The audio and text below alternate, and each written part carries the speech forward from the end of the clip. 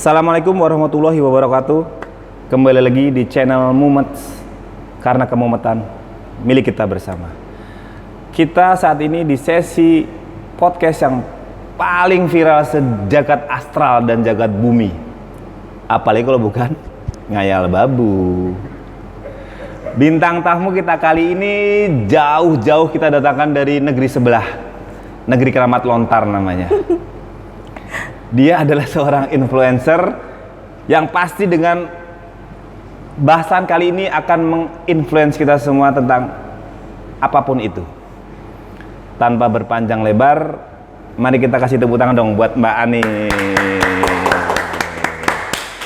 Oke, Mbak Ani, Assalamualaikum. Waalaikumsalam warahmatullahi wabarakatuh. Mbak Ani, bisa diperkenalkan Mbak Ani itu sebenarnya siapa? Karena kebetulan saya juga belum tahu nih siapa Mbak Ani sebenarnya nih. Silahkan Mbak Ani dikenalkan nama, Mas. apa kesegemarannya, mungkin pekerjaannya, silahkan. Ya, makasih banyak sebelumnya dan makasih juga udah diundang untuk ngobrol-ngobrol di sini, udah dikasih kepercayaan.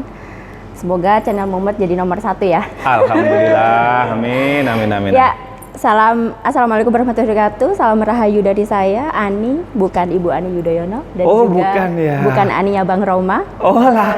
Apalagi Ani di sawah ya, bukan. Cukup dengan Ani aja. Oke. Ya.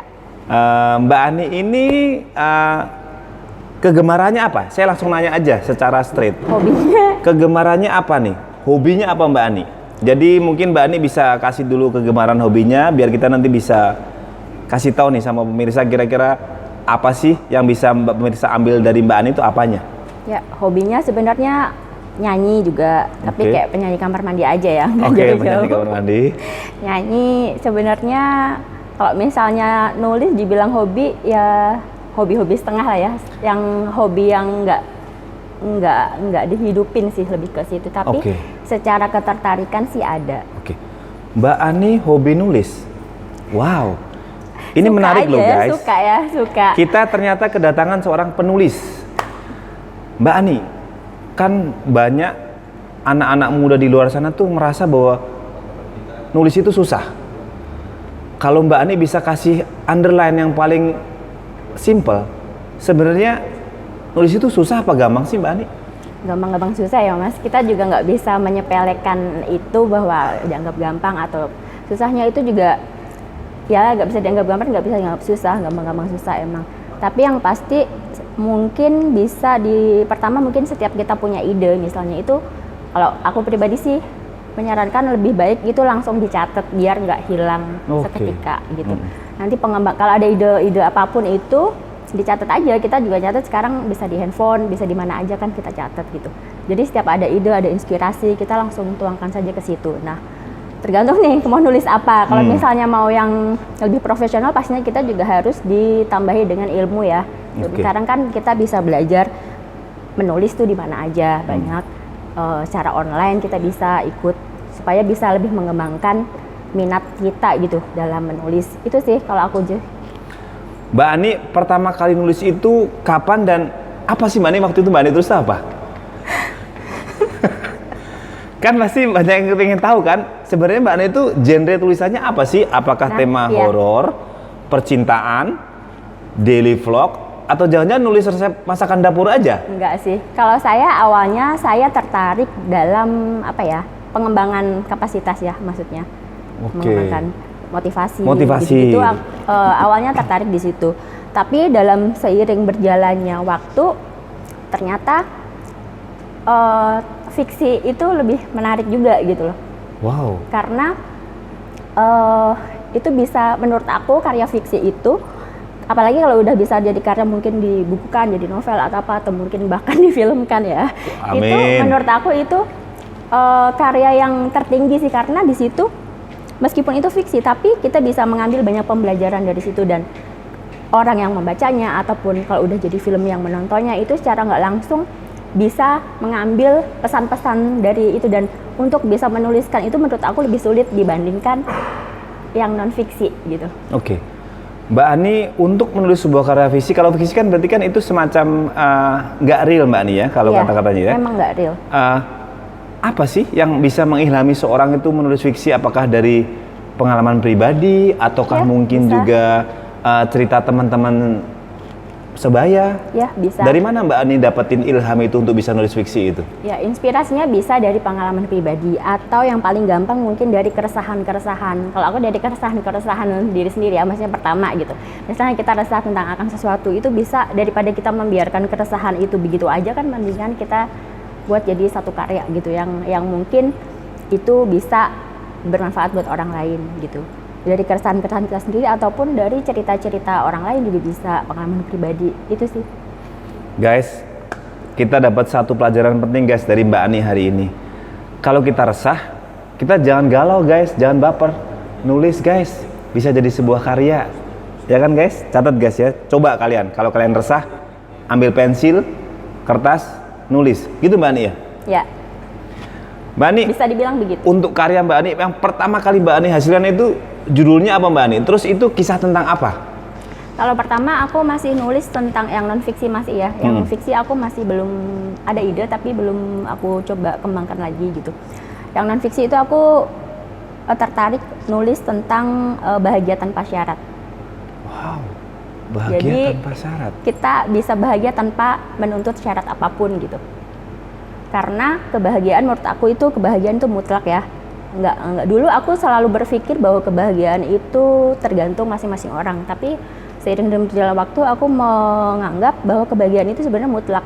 Kita sendiri yang tergantung kita sendiri nih mau mengambil dari sudut pandang kita memilih untuk bahagia atau enggak. Jadi menurut aku setiap segala sesuatu yang terjadi pada kita itu sifatnya netral ya Mas ya. Tergantung kita memaknainya itu menjadi sebuah masalah atau jadi berkah dalam hidup kita gitu. Jadi menurut aku kalau segala sesuatu sifatnya netral, kenapa kita nggak memilih itu menjadi sesuatu yang berkah untuk kita dan kita bisa memilih emosi kita sendiri untuk tetap bahagia gitu. Masya Allah, tabarakallah, ya Allah. Bahagia itu pilihan kita sendiri guys. Jadi kalau apapun yang terjadi sama kita bisa memaknainya itu tergantung dari kita sendiri. Kita mau milih bahagia atau milih tidak bahagia, itu pilihan. Mbak Ani, terus setelah Mbak Ani punya hobi seperti ini Mbak Ani, platform media apa yang Mbak Ani pilih untuk bisa mempublikasikan hasil-hasil karya Mbak Ani? Mungkin event misalnya itu belum komersil, apa platformnya apa yang dipilih oleh Mbak Ani? Apakah itu semacam blog ataukah apa? Saat ini kalau yang itu aku belum publikasi ya Mas ya.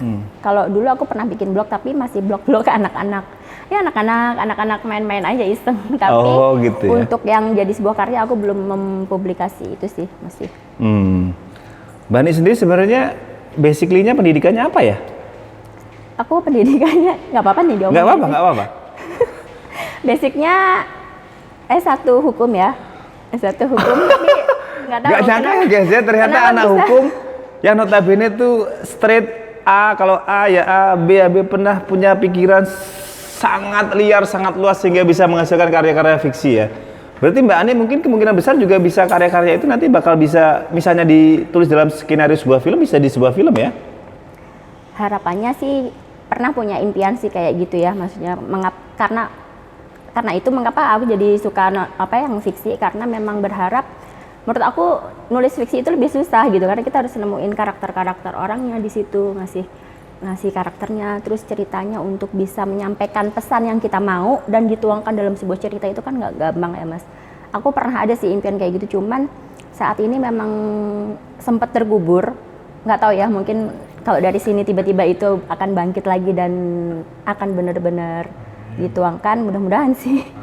Sempat ada ide satu cerita yang pengen aku tuliskan gitu karena itu dari keresahan diri sendiri sih maksudnya. Apa tuh Bani? Cerita apa tuh?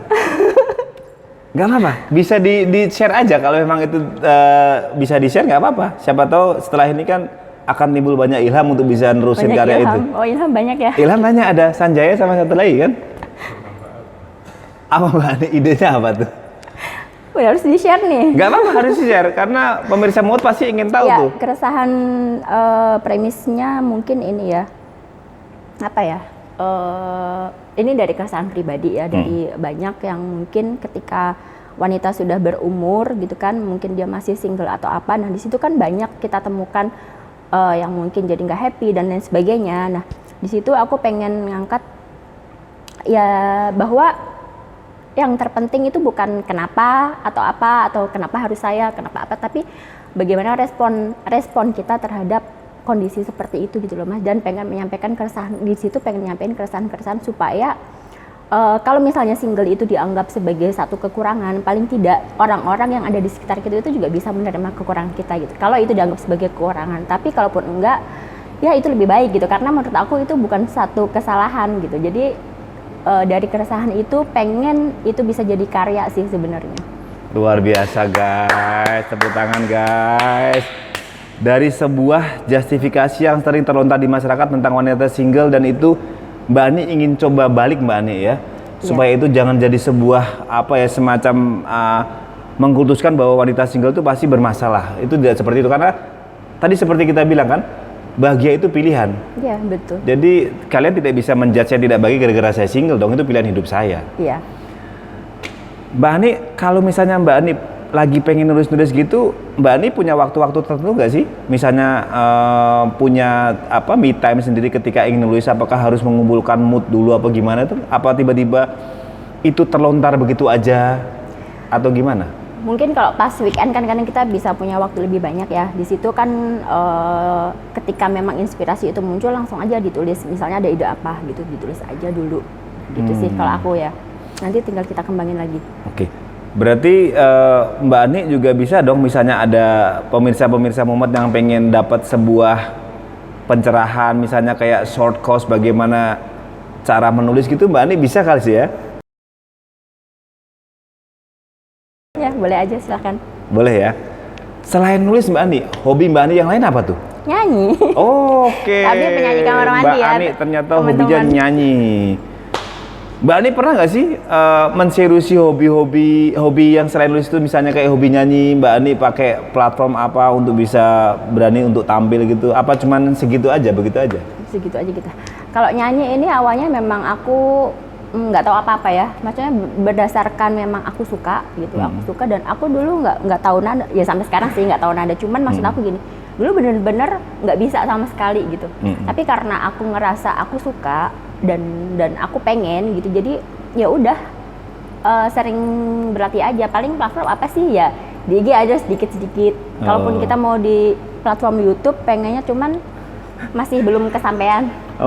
Oke. Mbak Ani tadi ada beberapa hal yang mesti jadi hambatan sih gitu. Sebenarnya pengen juga gitu, cuman tapi sudah beberapa ngerekam sendiri, udah banyak kali ya Mbak Ani ya? Iseng-iseng aja. Iseng-iseng aja. Mbak Ani kembali lagi tadi soal masalah nulis ya. Siapa sih sebenarnya role model Mbak Ani dalam hal penulis itu? Siapa sih yang selalu Mbak Ani jadiin sebagai acuan ketika saya nulis itu? Saya tuh suka lihat gayanya ini, ada nggak sih? Iya. Awalnya aku suka gara-gara aku ngelihat ya di Indonesia sih ini ya, Ernest Prakasa, aku suka gaya dia menulis, dan ketika dia bikin film tuh aku suka gitu. Raditya Dika juga aku suka, tapi aku lebih prefer ke Ernest sih. Karena berarti Mbak Ani dia menyampaikan pesan-pesannya itu bagus. Berarti Mbak Ani agak komedi-komedi itu kan, Ernest kan kayaknya stand up komedian. Memang ada komedinya, tapi dia mampu menuangkan pesan moralnya itu kuat gitu, Mas. Dia mampu buat itu, komedinya itu kayak hanya selingan aja gitu. Berbeda dengan Raditya Dika lebih mengutamakan komedinya. Kalau menurut aku Ernest tuh lebih ya value yang aku suka sih, gaya dia menulis. Value-nya tersampaikan sama orang ya. Dan jadi dengan sedikit komedi pun dia bisa menyampaikan value dari hasil tulisannya itu ya. Iya, komedinya itu cuman campuran-campuran aja kalau menurut aku. Dan kalau Mbak Ani bisa lihat tulisan Mbak Ani sendiri itu sebenarnya arahannya bisa dong jadi kayak fiksi komedi gitu berarti. Ada nggak sih? Pernah nulis nggak sih model-model fiksi komedi gitu? Komedinya ini aku yang agak susah sih gitu. Gitu masih mencari-cari gitu yang pola-pola yang pas tuh kayak gimana gitu. Kalau penulis luar negeri Mbak Ani ada nggak yang diidolakan gitu, maksudnya menjadi referensi ketika Mbak Ani menulis itu, ada nggak? Saat ini belum. Mbak Ani hanya membaca penulis-penulis lokal aja ya? Iya. Selain Mbak Ani nulis dan hobinya nyanyi, sebenarnya Mbak Ani tuh profesinya apa sih nih? Gak apa-apa di-share aja Mbak Ani? Gak apa-apa. Gak apa-apa dong, ini kan channel paling Yahud, tenang aja. Channel paling Yahud. Profesinya apa ya? Mbak Ani bisa menyebut profesi Mbak Ani untuk sebutan Mbak Ani sendiri nggak apa-apa. Jadi misalnya Mbak Ani menyebut misalnya saya adalah seorang antusias peradilan juga fine, misalnya seperti itu. Misalnya kayak Kalau salah langsung aja profesi saat ini PNS di salah satu instansi di Jakarta. wow, PNS yang doyan nulis ya. Terus apakah kegemaran Mbak Ani nulis itu juga berguna di pekerjaan Mbak Ani itu? Dulu mungkin iya, Kak, pada saat di penelitian dan pengembangan kan emang kita nulis juga ya. Jadi mungkin itu agak ya sejalan Berguna. gitu, sejalan. Kalau sekarang Relate sih ya? Relate Kalau sekarang nggak relate lagi? sekarang belum. Relate lah ya, juga baca-baca kayaknya ya, pasti baca ya. Kalau baca kan kita dimanapun aja bisa baca, Mas. Maksudnya pasti relate aja. Baca hal-hal yang mungkin di luar dari fiksi-fiksi itu Mbak Ani ya. Kan nyata-nyata gitu kayaknya ya. Nyatanya. Terus kok Mbak Ani tiba-tiba jadi PNS itu, dulu cerita awalnya gimana sih Mbak Ani? Apakah memang kan tadi penulis, tiba-tiba ternyata seorang PNS. Emang dari awal dulu memang cita-cita jadi PNS atau tiba-tiba nggak tahu kenapa kejebur jadi PNS? Ya, kalau PNS sih lebih ke cita-cita orang tua ya sebenarnya PNS. Kalau aku sih sebenarnya perpaduan sih menurut aku sendiri, karena dulu itu aku hanya pokoknya aku pengen kerja di Jakarta gitu kan. Tapi sementara pengen kerja di Jakarta. Ya. Kenapa Mbak Ani pengen kerja di aku Jakarta? nggak tahu kenapa. Mungkin karena ya memang saya berasal dari kota kecil, di sebuah kota kecil, jadi mungkin pengen mengadu nasib di ibu kota gitu ya Mas ya. Pokoknya dulu aku punya keinginan kuat pengen kerja di Jakarta gitu. Nah, sedangkan orang tua aku pengen jadi PNS. Jadi mungkin itu Tuhan ngasih jalan yang ya udah win-win solution gitu. Kamu akan jadi PNS di Jakarta. Pada akhirnya gitu. seperti itu. Gitu. Hebat. Jadi perpaduan dua doa, jadi ya udah akhirnya Amin, terkabulkan. alhamdulillah. Waktu itu ketika Mbak Ani tahu bahwa orang tua itu pengen Mbak Ani jadi PNS, tapi di sisi lain Mbak Ani pengen kerja di Jakarta, Mbak Ani ngerasa kayak ada benturan gak sih? Aduh kok di Jakarta jadi PNS apa ya? Ada gak sih pikiran seperti itu? Enggak sih Mas, karena aku ngerasa ketika namanya kita jadi PNS kan dulu kita pasti awalnya kita berjuang ya, maksudnya kita mencoba melamar. Di zaman aku kan masih bisa kita ngelamar di berbagai instansi, yang penting jadwal tesnya nggak bentrok, bukan beda kayak sekarang kan terpusat satu. Kalau dulu aku masih bisa di beberapa instansi. Jadi menurut aku ketika aku melakukan hal itu kan pilihan. Kenapa aku harus menyesali pilihanku itu, maksudnya secara sadar ketika kita sudah memilih sesuatu ya udah gitu, harus kita bertanggung jawab untuk pilihan kita ya. Terhadap pilihan itu gitu, karena itu pada saat kuliah sebenarnya dulu aku juga pernah pengen jadi guru sih, memang sama-sama PNS sih sebenarnya, tapi maksudnya lebih ke guru gitu. Dulu aku pengen jadi guru dan itu aku sudah pernah mencoba, maksudnya gini, pada saat aku mau kuliah udah pernah aku coba pas ikut SPMB itu pilihan pertama tuh aku milih guru matematika gitu. Kenapa matematika? Ya, menarik nih. Aku suka matematika dari dulu. Itu pilihan pertama aku milih pendidikan matematika di salah satu universitas negeri di Semarang ya. Baru pilihan keduanya Fakultas Hukum di Semarang juga sama. Akhirnya yang tembus Fakultas Yang Hukum. tembus Fakultas.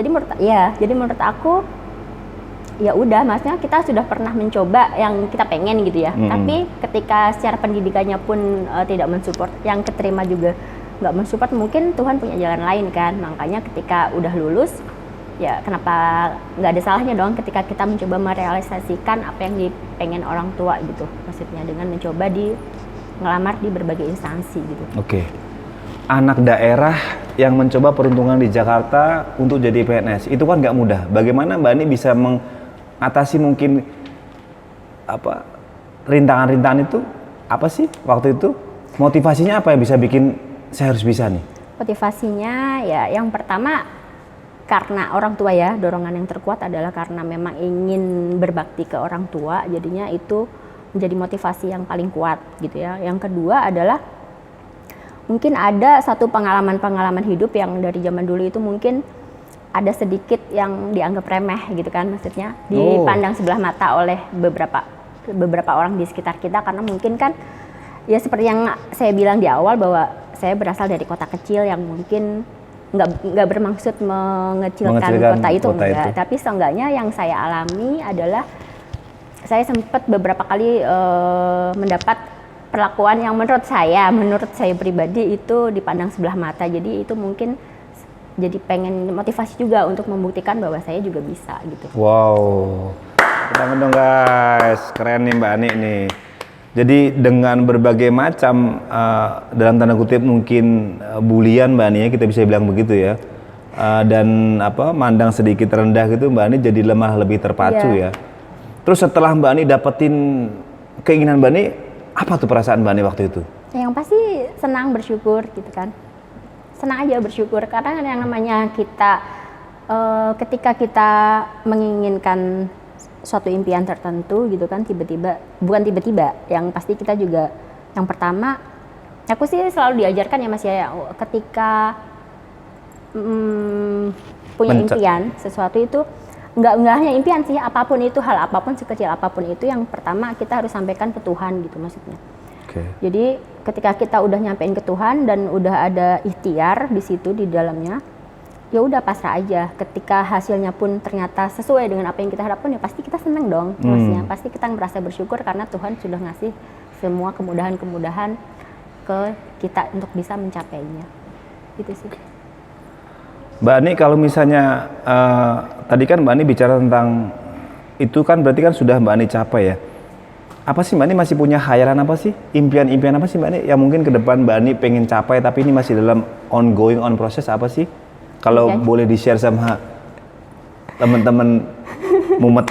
Siapa tahu teman-teman Mumet jadi terpacu kan, wah dia aja bisa, kenapa saya enggak? Iya, tadi sempat disinggung kan, impian yang masih pengen itu ya pengen bisa nulis fiksi yang suatu saat bisa difilmkan sih. Mungkin ya meskipun terlalu jauh impiannya, tapi kita coba aja. Guys, ini jejak digital ya.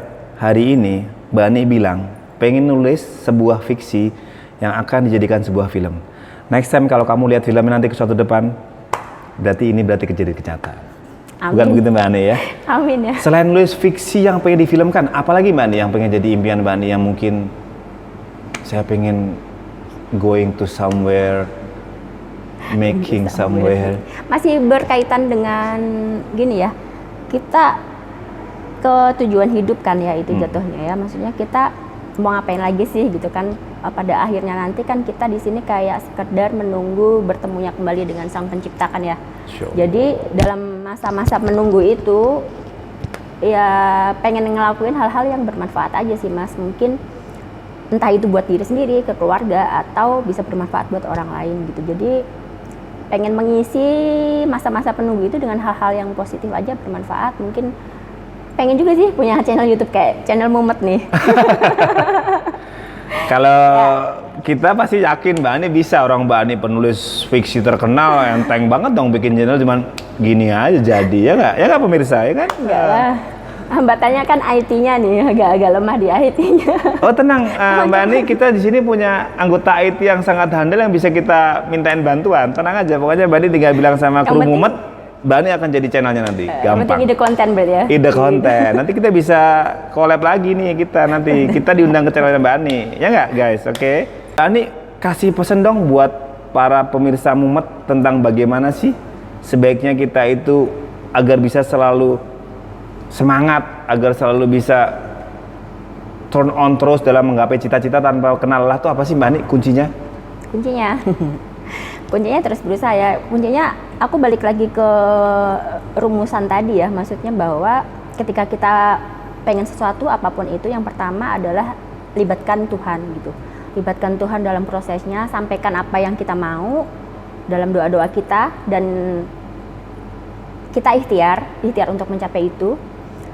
Mungkin kita bisa bikin step-step ya cara menggapainya. Mungkin apa sih yang bisa kita lakukan untuk biar bisa sampai, misalnya kita dari sini nih startnya bisa sampai ke sana tuh seperti apa. Setelah ada ikhtiar ya udah, hati kita berserah aja terhadap hasilnya. Karena ketika kita kekeh pengen seperti ini itu kayak apa ya, lepas dari kemelekatan aja, jangan terlalu menggenggam itu kuat, maksudnya berserah aja. Yang penting kita sudah ada proses meminta ke Tuhan dan ada proses ikhtiar fisik yang kita lakukan. Soal hasilnya udah let it go gitu, maksudnya nothing tulus gitu aja. Wonderful, wonderful. Guys, tadi obrolan bukan daging lagi semua itu isinya, jeroan semua guys. Jadi next time kalau kalian pengen lebih detail lagi, kalian bisa lihat komen di bawah nanti ya. Mbak Ani akan kasih alamat supaya kalian bisa ngobrol-ngobrol. Misalnya mau ngomongin soal bagaimana cara nulis, bagaimana pengembangan diri, kalian bisa langsung ngobrol sama Mbak Ani. Oke ya guys, cukup sampai di sini dulu obrolan ngayal babu kita. Kita akan ketemu di episode ngayal babu yang lainnya yang lebih bombastis, lebih realistis dan lebih segalanya lah. Wassalamualaikum warahmatullahi wabarakatuh. Salam mumet.